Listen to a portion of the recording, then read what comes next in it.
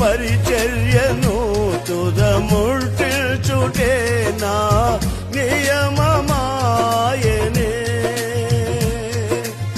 నీ సన్నిధిలో నీ పొందుకోరి నీ స్నేహితుడానైతినే. ఆహ నా ధన్యత ఓ నా